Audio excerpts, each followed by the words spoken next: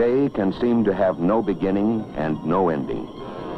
It becomes a 25-hour day that blends into the one that came before and the one that is to follow.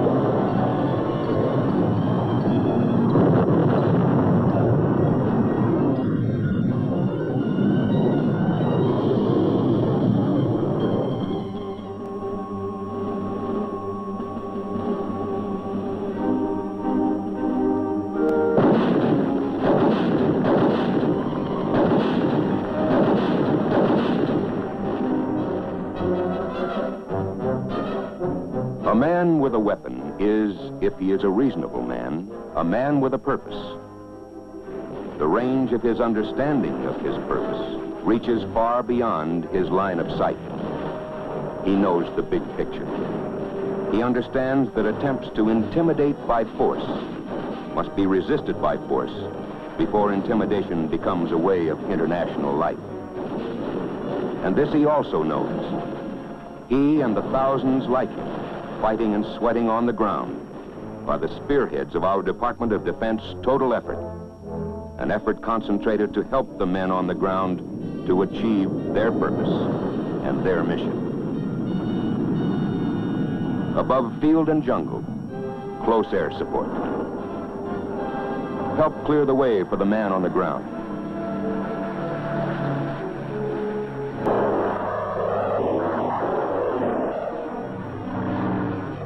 Reinforcing. Support those men during the long hours of daylight and the longer hours of darkness.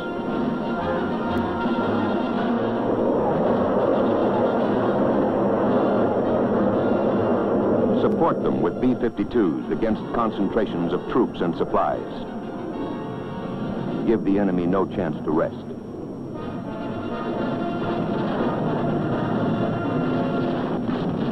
Support them with tactical fighter bombers to keep up the pressure and help destroy our enemy's ability and desire to attack. With hundreds of thousands of tons by airlift, the supplies come through. But there are other lines of supplies that flow the other way along the Ho Chi Minh Trail. It winds down from the north through mountain passes and under the cover of green-top jungles. Along the flank of southern Asia, the coastline of North and South Vietnam takes the form of an elongated S. A demilitarized zone between the two countries along the 17th parallel at the sea was established by solemn treaty. To the north is China. To the west are Laos, Cambodia, Thailand, Burma, India, and Pakistan. Moving down from the north, men, oil, machines, the tools of war are fed along the Ho Chi Minh Trail to bolster the aggression in the south. They move by night over the narrow roads, through mountain passes, and along trails hidden by the jungle foliage. Trucks and pack-laden coolies by the tens of thousands. Usually, by day, they remain hidden in the jungle, to venture out again at nightfall. That lifeline must be severed. When it is repaired, as it always is, it must be severed again.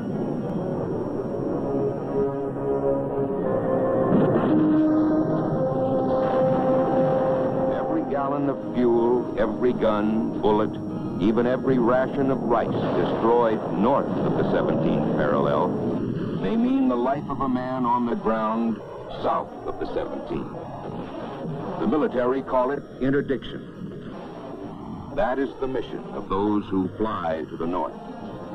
Support the men on the ground by strangling the supply routes. Pilots have always been fighting men.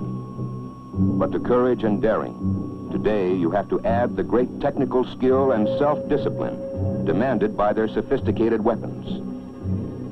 But weapons no more effective than the men who fly them or those who keep them flying. Case in point, combat aircraft are maintained with a dedication that results in flying hours at a rate 3 times normal usage.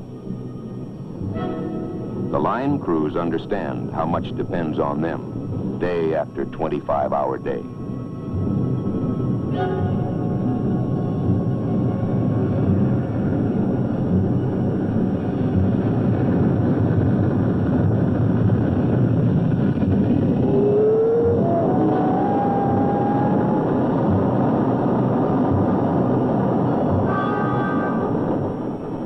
Normally, the spare is a very decent fellow.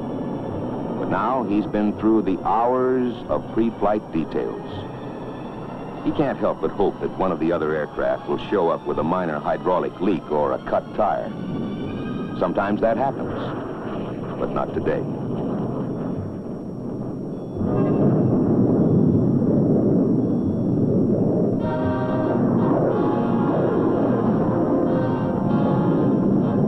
Supersonic blasts of power in the open ocean of the air, ready to play their part in the overall coordinated effort.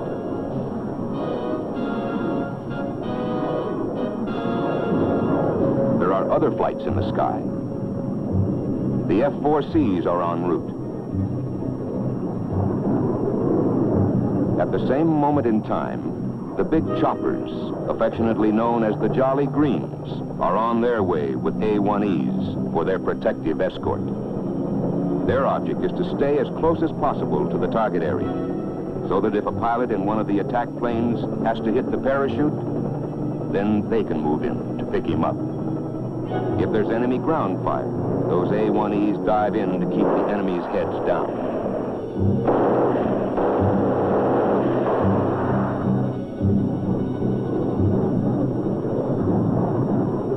The boys in the KC-135 tankers have been waiting to refuel the tactical fighter bombers en route to their targets.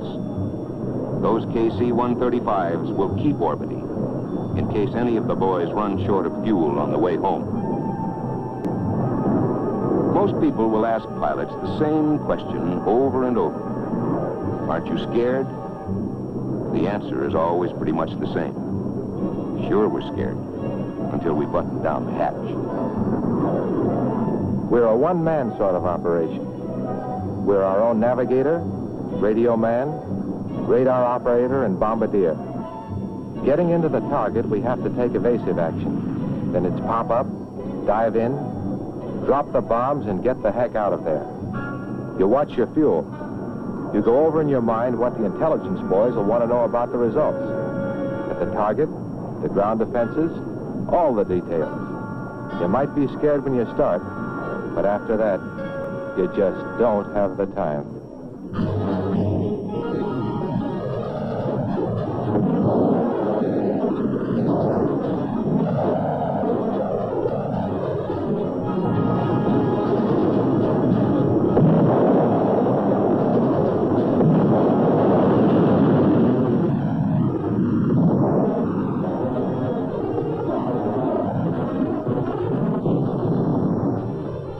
Results?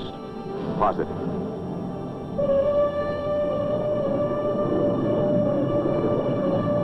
The cockpit is a pilot's office. Management of that office must be as precise and efficient as the complex instruments with which it is equipped. One flight of many flights. And there isn't a combat pilot who doesn't know it. Every bullet, every gallon of oil, every mortar stopped north of that 17th parallel can mean the life of 1 man, 10 men, 100 men south of that parallel.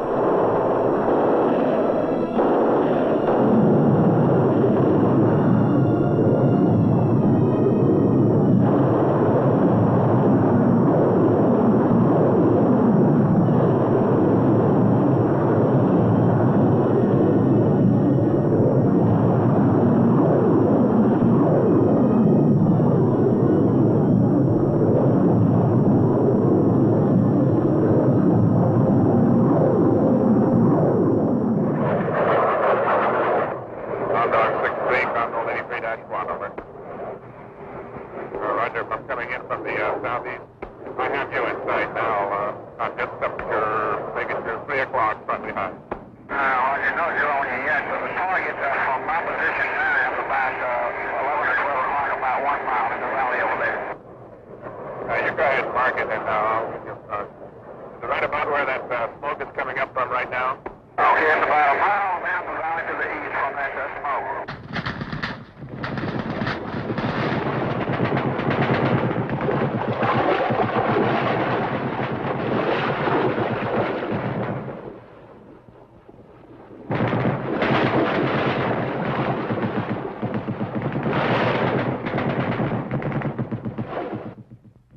In the military action in Vietnam, a squadron of fighter aircraft has been called on for close support of a Marine company held up by punishing enemy fire from an abandoned village. Guided by the small observation plane close above the green battlefields of Vietnam, the Marine airstrike dives on target.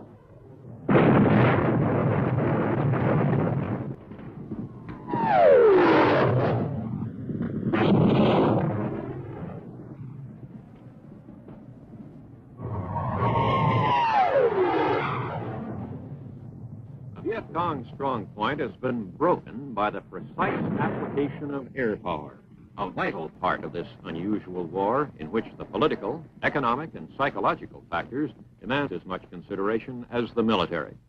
Now the men of Lima Company, 1st Marines, are able to move forward because of the skillful use of an aircraft superbly adapted to supporting the riflemen in ground combat, the F-4B all-weather fighter, the Phantom. Empty racks show hundreds of pounds of destruction have been delivered to the enemy. Now, Condal 83 heads for home. This is the flight leader, Lieutenant Colonel A.W. O'Donnell. The flight is part of Marine Squadron VMFA 323. Colonel O'Donnell is the skipper.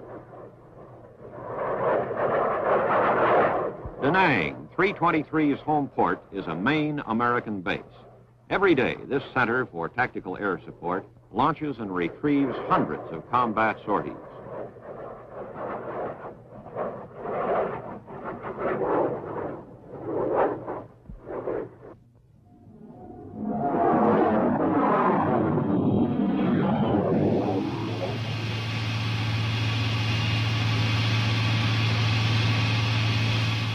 Two powerful jet engines with afterburners can get the fully loaded 110 airborne in less than 3,000 feet. Completed tests in the tactical environments have proved the F-110 to be completely compatible with the entire arsenal of present tactical nuclear and non-nuclear weapons. Holder of more than a dozen world speed and time to climb records, the aircraft has flown in excess of 1,600 miles per hour and climbed to 65,000 feet in less than 3 minutes. The 110 is air refuelable and has both a nuclear and non-nuclear capability. Extremely versatile, it can deliver large composite loads of napalm, rockets, and conventional bombs. The 110 has the capacity to deliver more than twice the normal bomb load of the World War II Flying Fortress. Shown here is the delivery of a partial load composed of 13 750-pound demolition bombs.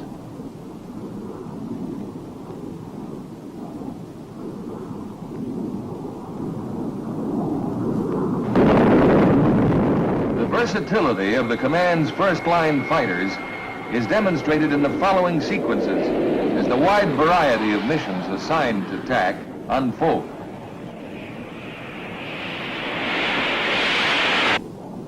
The F-100 makes a 4-can napalm drop against enemy positions, tanks, or both. 2.75 rockets are fired against transportation facilities and convoys. In performing air-to-ground missions of interdiction and close air support, strafing runs are made with 4 20-millimeter cannons.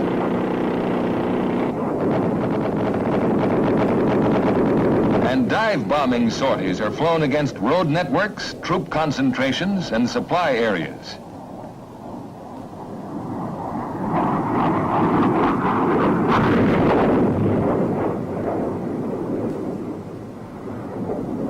Highly important, the Super Sabre can deliver the GAM-83 Bullpup, the latest tactical air-to-surface missile. Fired from approximately 18,000 feet out, the Bullpup is guided to its target by the pilot, who visually superimposes on the target the flare in the rear of the missile. And he makes up, down, right, or left corrections from the cockpit until the Bullpup strikes the target. Such simplicity in guidance is producing greater accuracy and reliability than has ever been experienced in air-to-surface missiles. The F-104, another of the Century Series fighters in the TAC inventory. The Starfighter can strafe enemy positions with its Vulcan 20-millimeter cannon, capable of firing 6,000 rounds per minute.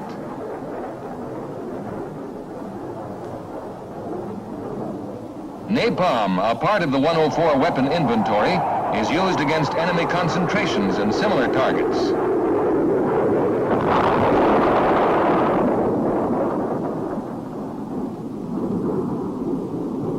In the air superiority role, the F-104 employs the GAR-8 Sidewinder against enemy aircraft.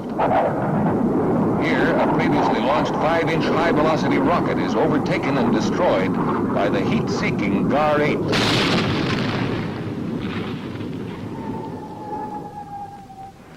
The F-105, a one-man airplane capable of Mach 2 speeds, can carry weapons internally and externally.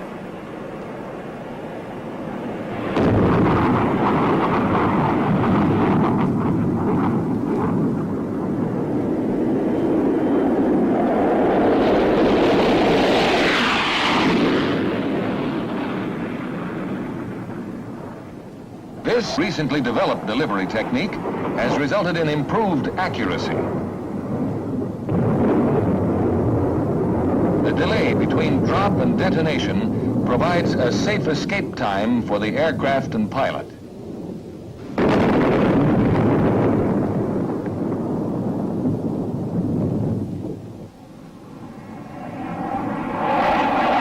105 also delivers its punch on enemy targets by dive bombing.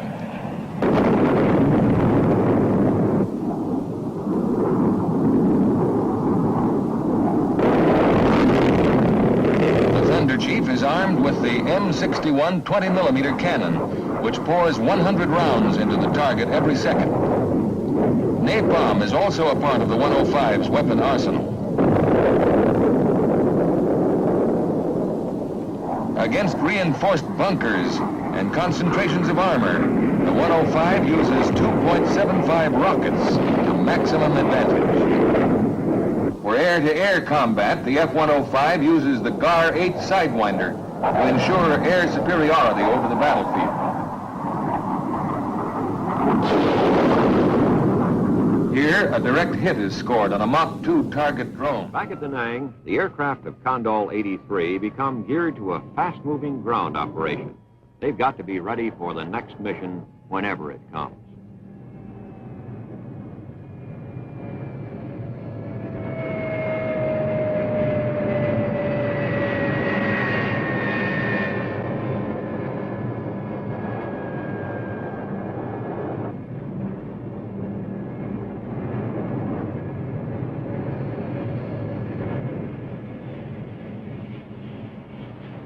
Flight crews go in for debriefing. And the squadron skipper inspects the aircraft. Yeah, number 2 was hit, we believe it was on the first run. He thought he felt something was one hole in the left portion of the stabilator. 3 gun positions shooting, looked like automatic weapons, 12.7 millimeter. Was there any pattern to it? They were all shooting at the same time. Reasonably accurate fire on the first run. 3 pulled up. Refueling and repair are completed quickly. The Phantoms are soon back to mission readiness. It's usually 95 degrees plus on the Da Nang flight line, but their mechanics are doing as good a job as they know how, and they're all experts.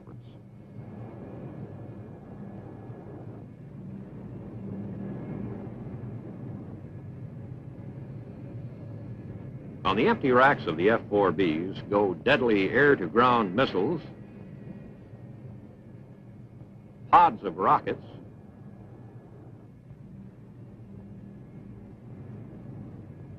the 1,000-pounders they call iron bombs. When these aircraft go out, they'll be carrying a full load of trouble for the Viet Cong.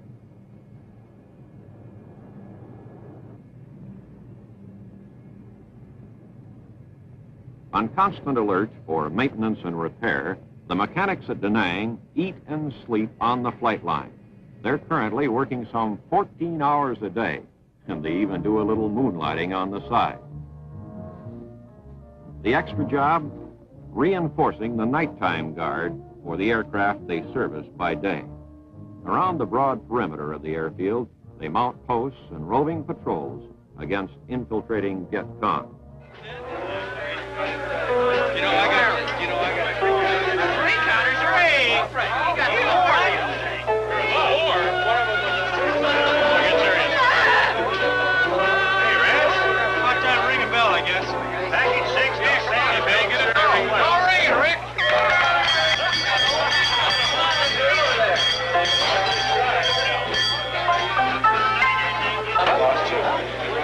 Two, they didn't know where he was for a while. And then they saw a lone D up there, and he said, all right, that's two, and he just lost the radio.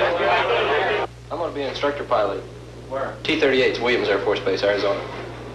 I figure I'll arrive there, and I'll be real quiet and calm and all that, and I'll go in, and all the students will nudge each other, and when they meet me, and I'll be their instructor, and they'll fly with me, and they'll nudge each other and say, what did Lieutenant Rasmus do before he came here?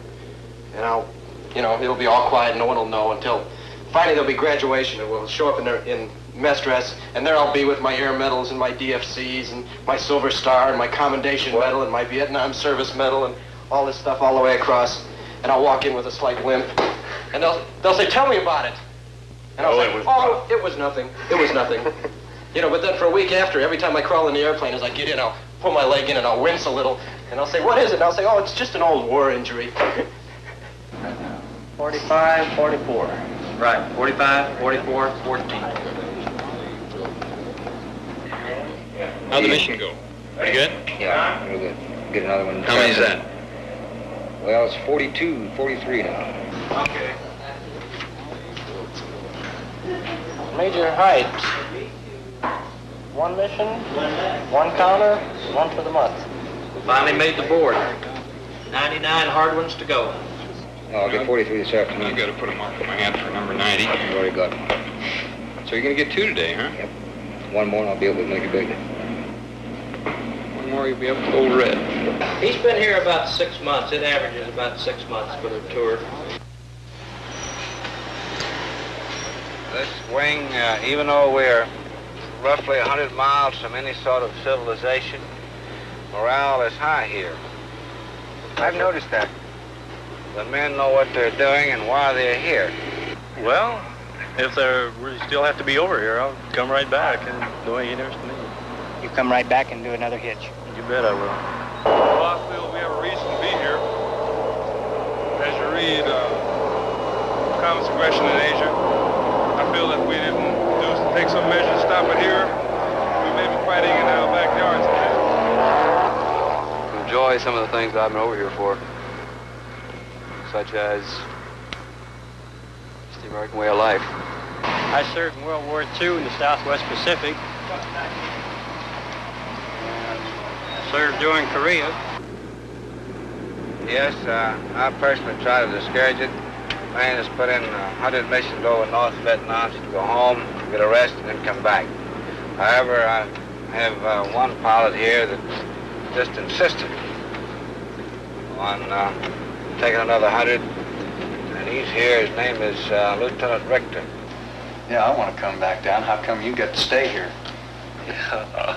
Hey, we worked harder. You could have stayed here with me.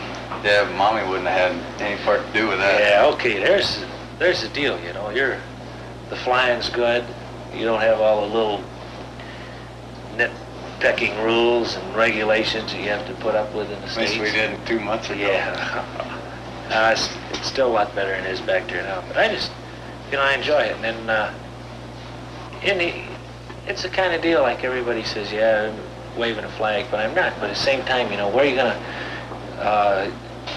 gonna stop it at? You know, where's communism? Are you gonna wait till they're in the Philippines or in Australia or San Francisco or Des Moines, Iowa? You know, you just stop it here or wait till somewhere later on. I don't think most of the people think about that. They like me, you know, what happens, you know, if I get shot down. I'm too mean, they'll never get me anyway. Okay, gents, the mission this afternoon is a close air support in support of Double Eagle. Call sign Condol 56-1, 2, 3, and 4. Crews in order: O'Donnell, Kelly, Norred and LeSueur, Heinzling and Johnson. Aircraft numbers 1, 6, 9, and 10. Let's go through the loading again. Bird numbers 1 and 6 are loaded with 6 napalm, each bird, plus 2 or 1 Mark IV gun pod each airplane. The last 2 birds, 9 and 10, are loaded with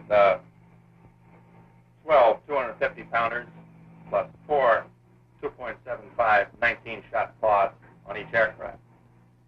Okay, stand by for a time hack. Coming up on 1304. Hack. Okay, we got 1 minute to move out. Our bombing objectives, I believe, can be very distinctly divided into 2 phases. Our interdiction program conducted in the southern portion of North Vietnam in an attempt to deny movement of the enemy into South Vietnam, and our strategic, if you will, objectives in the northern portion of North Vietnam in terms of attacking principal lines of communications, the northeast and the northwest railroads, which comprise the 2 most major railroads in North Vietnam, also POL installations and other military supply and storage areas located in the delta regions of North Vietnam. This flight line at night is a pretty active place. There's more work done at night actually than there is in the daytime, because the daytime is completely taken off with launching and recovering airplanes. We don't have much time for anything else. Of course, there's a turnaround. There's a lot of bomb loading for the second go around noon, but nothing like at night. You know, put it on one airplane, it doesn't come in commission, you have to take it off and put it on another one.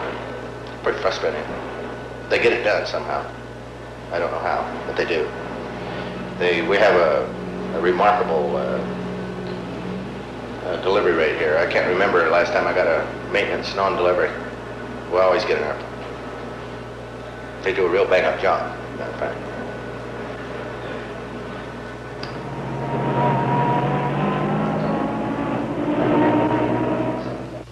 Sir, tomorrow's target is the Yen Ben Railroad. It's the largest railroad in all of North Vietnam. Its function is to control all the traffic coming in from the Northeast Railroad and the Northwest Railroad into Hanoi. It then controls all traffic going south. It's located 5 nautical miles north of Hanoi.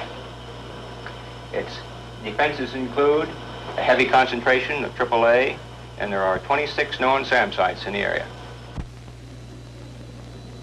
Roscoe was brought here by a pilot from Kadena, who was temporarily assigned to the wing. When the pilot was shot down up north, Roscoe sort of became everybody's dog, the only dog allowed on base. Now Roscoe's a free agent and goes everywhere, sort of a tramp with a big heart. But lots of guys, for instance, don't feel right unless he's sitting there in a commander's chair during the mission briefing. They say if he sleeps, it's going to be an easy mission. If his ears perk up, watch out. We hear an awful lot about surface-to-air missiles. They're called SAMs or referred to as SA-2s. This is a picture of an SA-2 site situated in the immediate Hanoi area. A close-up of this particular target would look something like this. Very clearly, you can observe the presence of SA-2 missiles. And in this area, we find the radar van which controls the firing of the missiles and also tracks the aircraft along with providing guidance to the SA-2 missile. Our pilots are constantly faced in flying into North Vietnam with missile firings along with extremely heavy anti-aircraft. I kind of call it the dry throat mission myself. Usually I come outbound from the target and I'm just kind of sucking that water bottle dry throat. It's about as scary a mission as I've ever been on. I think it tries you to just about the maximum on the missions. If you can get between a ridge between you and that radar site, they can't guide a missile at you. It's just when you get down in the delta in the flatlands, that 30-mile ring around the city of Hanoi is a bear. Because it's flat, you have no protection, and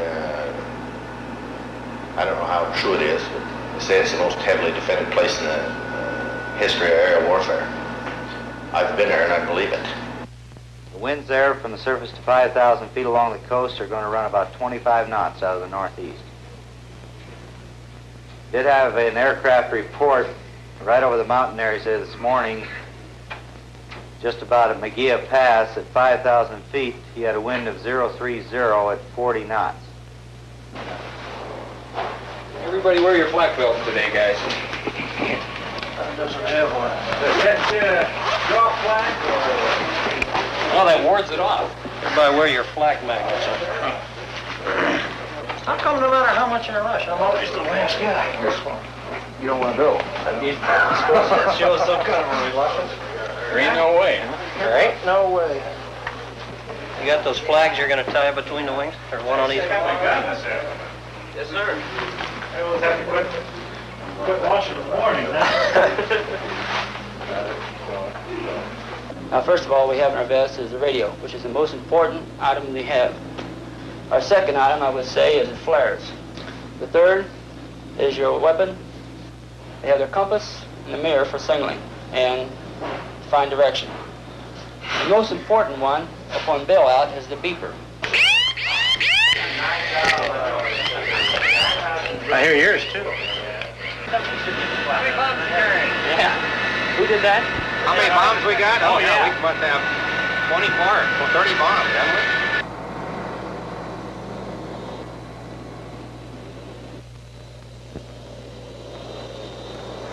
Who belongs to this one? 148, that's mine. 148. Don't kick my purse out. Okay, I won't take your purse. Hey, We're going way up. Way up north.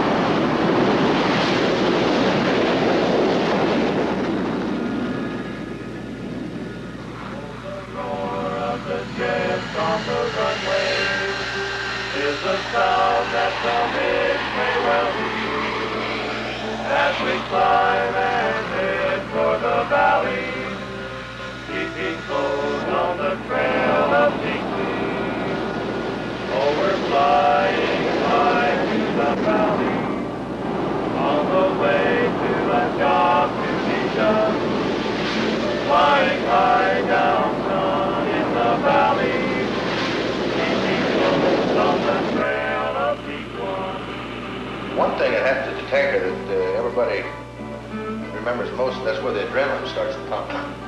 The The airplane's working all right. You got the tanker.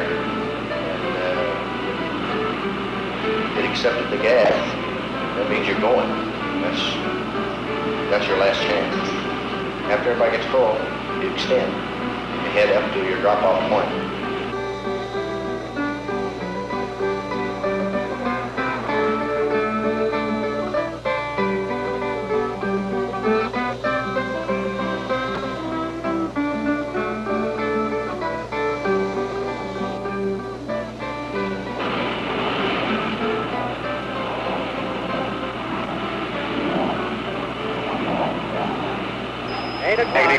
South of you, just about to the second river. I have 4,500 pounds. All right, Roger. I'm going to hold 240 here till we get to red. I'm just crossing the river now, Steele. Red river? Right.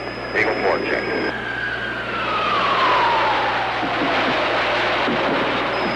We're getting flat south of target one. Watch it. Eagle flag, a lot of flag guns off that middle side. Leads off right. Automatic weapons right in there, cluster. Steele, I have no contact. 3 on me. This is leading. I'm about 35 miles from our turn point. Roger, so am I. Okay, Steele lead's going to start a left turn and come over here just a little bit. Getting a little action right below me. We're getting close to the turn point. Roger, I'm turning right now. There's some smoke over on your right, Steele. Going at 5. Get over here to the right, something got things going back this way, and they'll be right in front of us. Right. Go after it.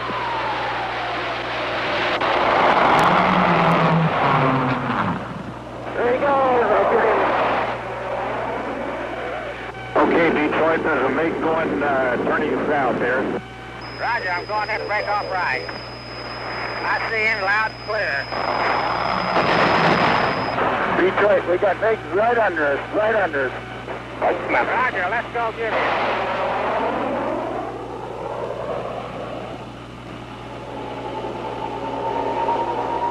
Right here, I'm right over the target right now. I've got a 17 right in front of him.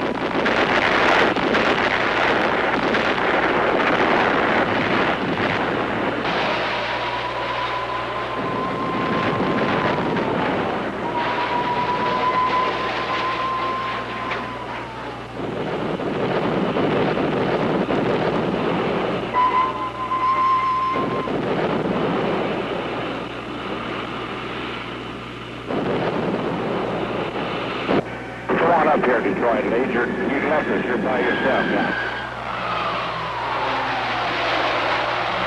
Roger, I'm mixing it up with 3, 4 MiGs. Okay, I'll be back. Let's go back, Detroit. Banjo got 2 stringers, look like 105s out at 9 o'clock high, no sweat. Okay, this is Banjo. I've got a contact down in the target area. Pull up about 10 degrees and try to punch. Well, let me see. Get me lined up first. Okay, keep turning left. Okay. Right, level out now, he's strong. All right, punch, he's going to get strong here in a minute. Okay, I got him here. You got him at 12 o'clock and 1 o'clock. How's it look down in there, Banjo? Strong. And launch, take it down, take it down. All right, this is Banjo, we just had a launch. Take it down, Chris. Which way now, then? I'm in a cloud. So get the launch, 11 o'clock. We can take it down. Roger, Banjo, take it down. We got a launch. I see them coming off the pad at 12 o'clock. I think we're all right for the time being. Everything else looks good. Okay, Detroit, let's get out of here to the southwest. Give me your direction and altitude. Roger, I'm going 240, right on the deck. Oh, tonight in the bar they'll be singing. In the States it had always been fun. And we'll tell tall tales of the mission. And we'll bring to old King #1.